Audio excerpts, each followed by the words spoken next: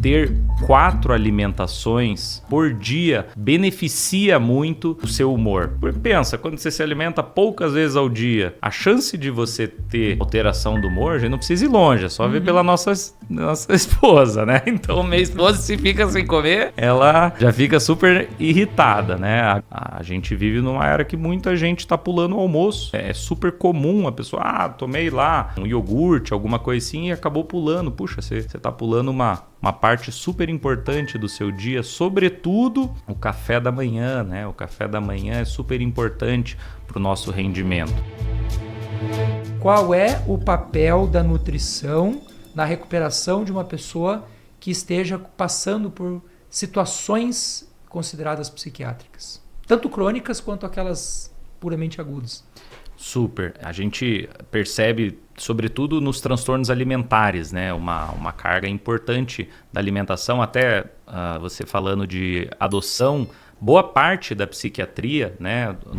Em cima dos estudos do Dr. Kendall, foi desenvolvido em cima da adoção de gêmeos univitelinos, sabe? Então, adotados por famílias diferentes. Então, ele fez um estudo que ficou histórico, né? Rendeu inclusive prêmio Nobel a ele. Então, muito a gente desenvolveu olhando também para esse contexto, porque quando a gente tem um gêmeo univitelino, a gente tem duas pessoas idênticas geneticamente.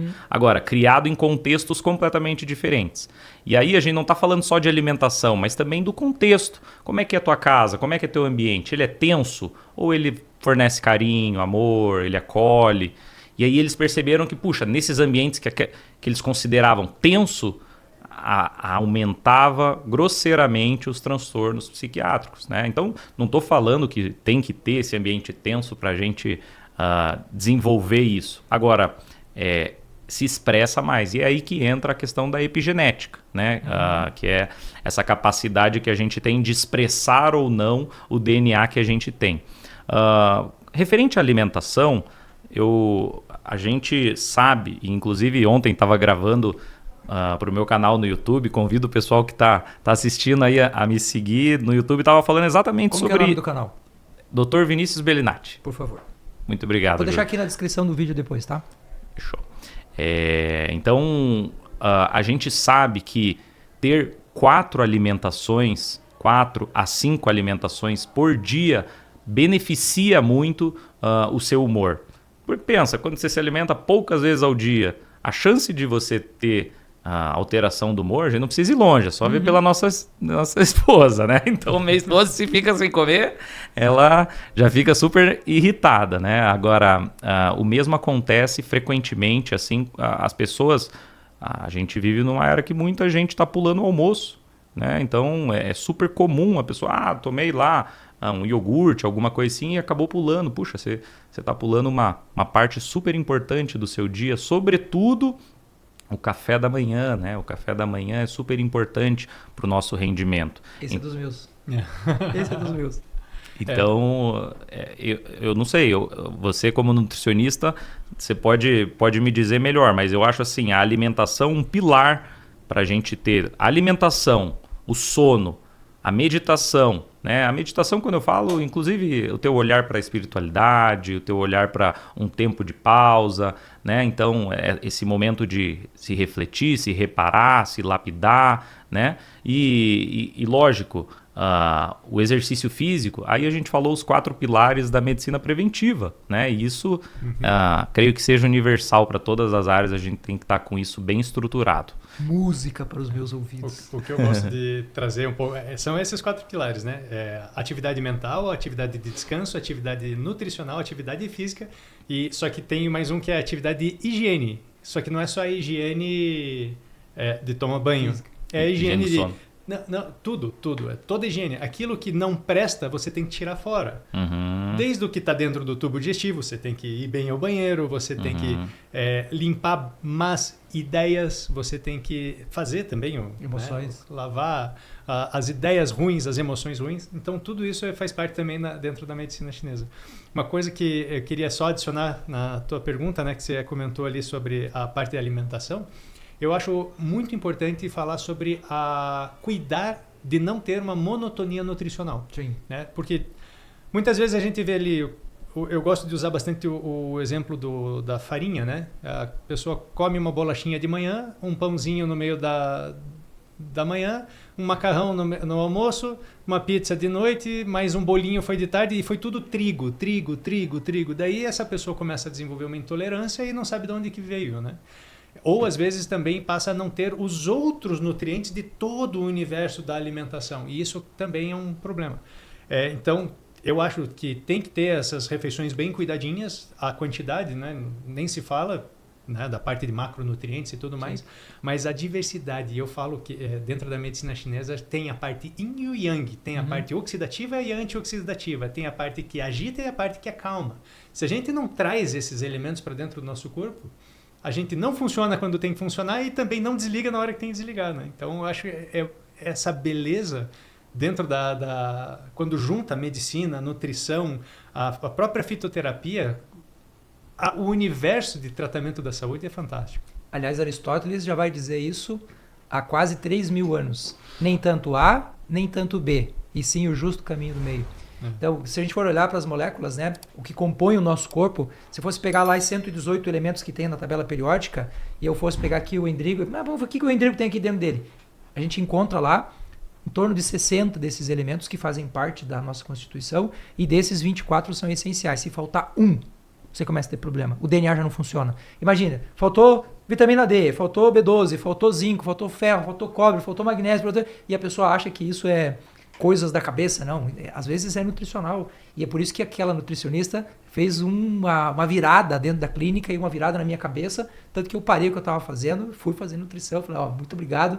Né? Daiane, aquele abraço no coração. Doutor, o senhor tocou num ponto que me deixou curioso. Psiquiatra falando de espiritualidade, que história é essa? Como assim? Agora eu gostei. E assim, a espiritualidade é um componente fundamental para a gente ter qualidade de vida, né? Eu não estou falando de determinada religião ou outra, né?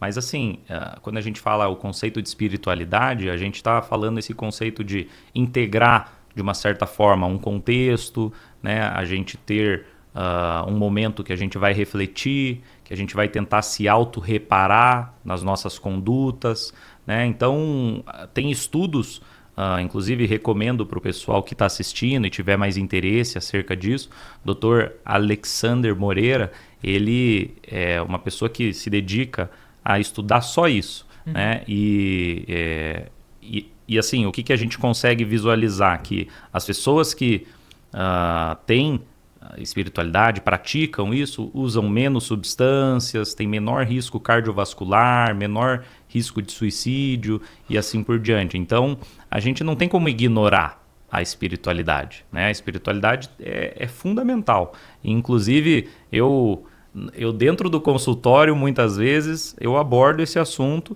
e, como a gente estava falando, né, acaba sendo uma das minhas primeiras perguntas, né? Se a pessoa tem alguma crença ou qual a influência da crença que ela tem na vida dela, sabe? Hoje de manhã eu dava uma aula sobre história da aromaterapia para os meus alunos. E um aluno me questionou, ele falou, doutor, vamos logo para química, eu quero saber a base. Daí eu falei, querido, deixa eu te mostrar uma coisinha que talvez você não tenha percebido.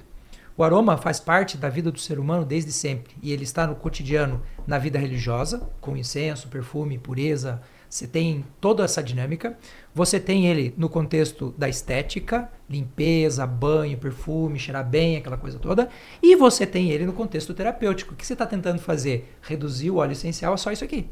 Só o terapêutico. Só que o que você esqueceu? Que isso aqui faz parte da humanidade há milhares de anos. Então não só está impregnado na genética do indivíduo, esse óleo essencial, essa lida com a planta medicinal, esse corpo que já conhece essa planta ou rechaça essa planta de maneira quase que instintiva, como faz parte do imaginário popular. E aí você não vai nem perguntar para o paciente se ele tem um histórico em relação àquilo. Que religião você segue? Eu sou budista. Opa, eu sei que o budista usa o aroma como uma forma de introjeção. Esse aroma, ele está num contexto em que, quando terapeuticamente eu vou passar esse óleo essencial para essa pessoa usar, por que não fazer isso durante o momento em que ele está fazendo a sua interiorização? Ou seja, integrar o tratamento com a rotina desse paciente. Por que não? Aí ele me olhou com a cara assim. Eu falei, você entendeu? Desculpa. Então, agora eu vou continuar a minha aula. E é mais ou menos isso, né? Quando a gente vai tentar entender espiritualidade, não é só saber que religião ele segue, mas quais são os códigos que estão por trás da programação daquela mente. Sim. Eu já usei situações assim, eu conto aqui um exemplo bem específico de um senhor que, uma pessoa bem simples, assim, muito simples, bastante limitada cognitivamente, mas muito devoto de Nossa Senhora. E ele tinha um problema violento com a sogra, que estava morando na casa dele por um tempo. E eu usei uma frase quase que instintiva, eu disse, imagine que a sua sogra seja Nossa Senhora testando você. Cara, a mudança comportamental dele com ela foi muito absurda, porque ele falou, agora eu não consigo mais brigar com a mulher, porque eu vou brigar com ela, eu vejo Nossa Senhora na frente. Então, isso é o quê? É usar muitas vezes um elemento que está favorável ali para fazer pensar, para fazer refletir, para entender o contexto daquele paciente. E é claro, para aqueles que acreditam na espiritualidade e praticam a fé, por que não absorver isso também terapeuticamente para dentro do tratamento? Ressignificar, né? Religare, né? Religare. Religião, religar. Então, desculpa. Não, acho que é isso. O papel também da religiosidade, não da religião em si, mas às vezes é ressignificar momentos.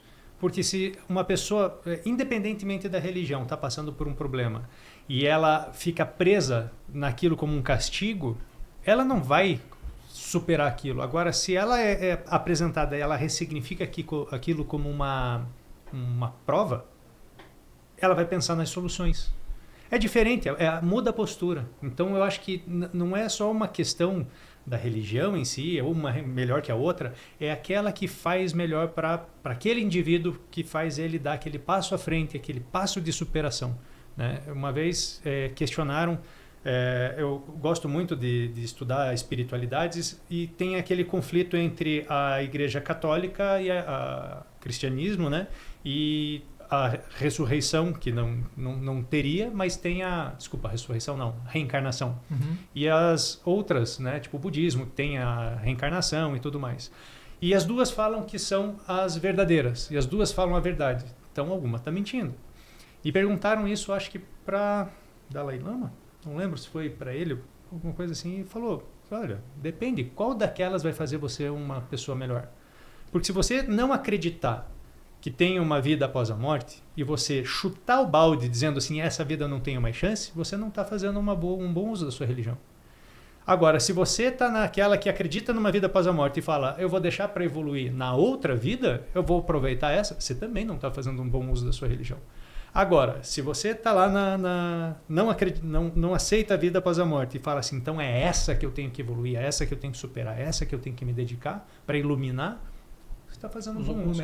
Agora, se o outro você fala, na outra vida eu quero estar melhor, eu quero fazer de tudo possível nessa para outra melhorar e dar mais condições para que o mundo esteja melhor para quando eu reencarnar, você também está fazendo um bom uso da sua religião. Então, acho que é essa a ideia, né? Como que você ressignifica? E é muito importante a gente entender assim, o contexto que a pessoa está, né? Às vezes a pessoa testemunha de Jeová, por exemplo, tem algumas preferências ou não, a gente conseguir respeitar, entender como que é a rotina da pessoa, né? Até mesmo questionar se tem ido, né? Então a gente falou do processo ali do desânimo, às vezes até com isso a pessoa fala, puxa, até nisso eu parei de ir, doutor. Então a gente é muito importante a gente conseguir entender o contexto que a pessoa está inserida para que a gente tenha esse olhar empático, né? E a empatia é a gente conseguir entender, se colocar no lugar da pessoa e entender assim as ferramentas que ela tem para conseguir lidar com isso, né? Então, muitas vezes eu utilizo sim do estímulo à prática da espiritualidade, claro, naquelas pessoas que respeitando todas as orientações e religiões, enfim,